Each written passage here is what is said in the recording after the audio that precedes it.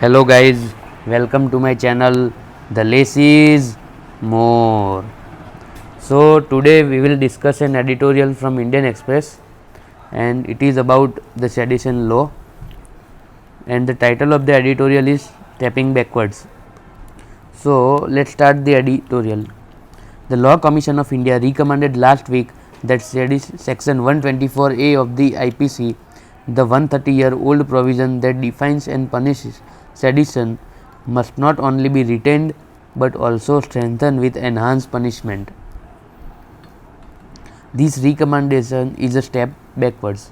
After all, it comes nearly a year after the Supreme Court had stayed operation of the law in May 2022.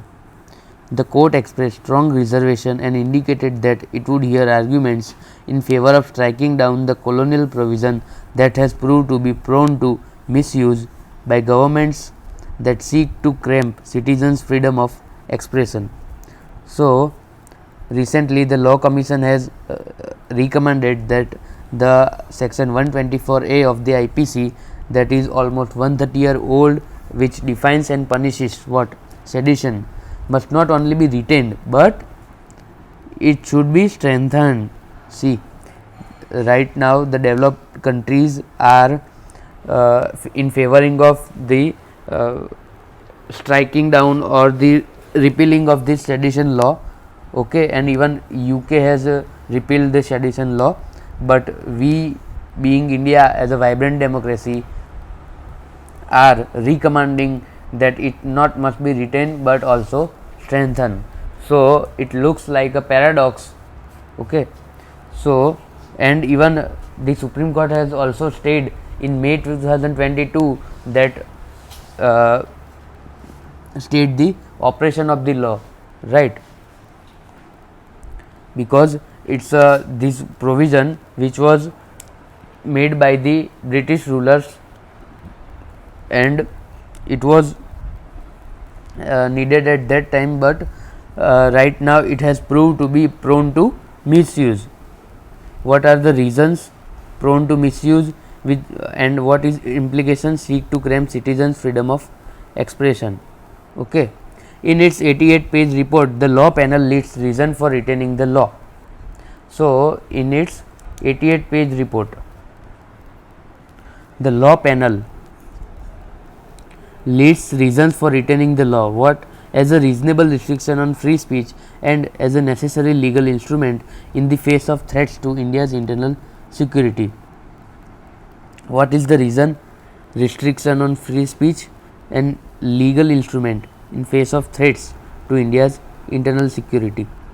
It cites Maoist extremism, militancy, secessionist movements and ethnic conflict in Northeast.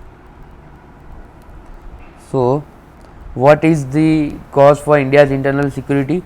Maoist extremism, militancy, secessionist movements and ethnic conflict in Northeast. The report quotes National Security Advisor Ajit Doval on wars against invisible armies and on a civil society that can be subverted, divided. So, report quotes what? NSA, that is Ajit Doval, on wars against invisible armies.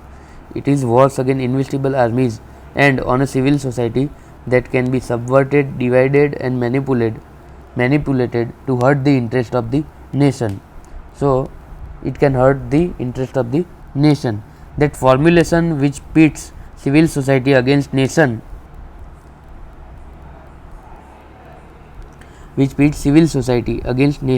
raises serious question in an open democracy that the panel does not ask, okay. So the formulation which pits civil society against the nation, okay, it raises serious question in an open democracy, okay, that the panel does not ask. Nor does it engage seriously enough with criticism of the sedition provision.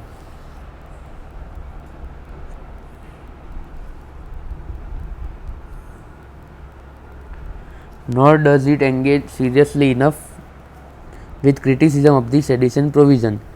So there is not enough criticism in this report on the sedition provision, including concerns expressed by the Supreme Court,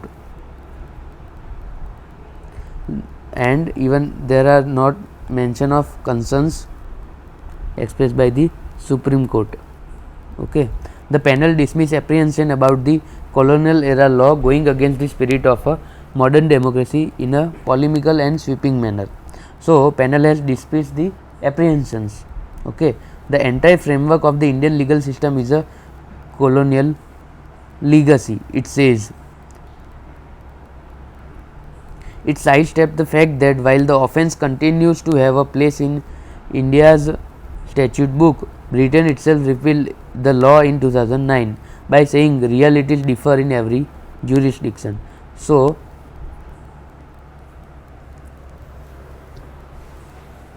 Britain has repealed this law in 2009, saying what? Realities differ in every jurisdiction.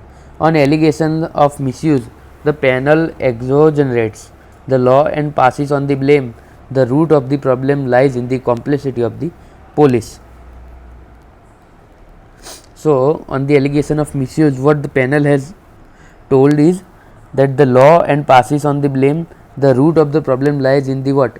Complicity of the police. It says, okay, its key recommendation is to include Supreme Court guidelines in the landmark ruling in Kedarnath Singh versus State of Bihar in section 124A. While upholding its constitutionality, the Supreme Court has restricted seditious speech to that which tended to incite public disorder, a phrase the provision does not contain but was read into it by the court. The panel now recommends inclusion of section 124A of the words tendency to incite violence or cause public disorder, and further defines it as a mere inclination to incite violence or cause public disorder rather than proof of actual violence or imminent threat to violence. While this is aimed at addressing vagueness in the provision, the words tendency and inclination are overbroad and vague.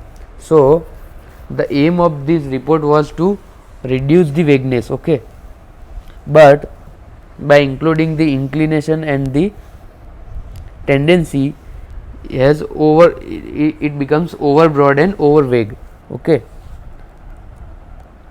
So, the aim was what? The aim was that the sedition law is not particularly defined in the specific manner, like what can be sedition. So, incitement of the speech that tended to incite public disorder, okay, but it was not a very specific that what is actual the speech includes, okay. So, the report recommends that the tendency to incite violence.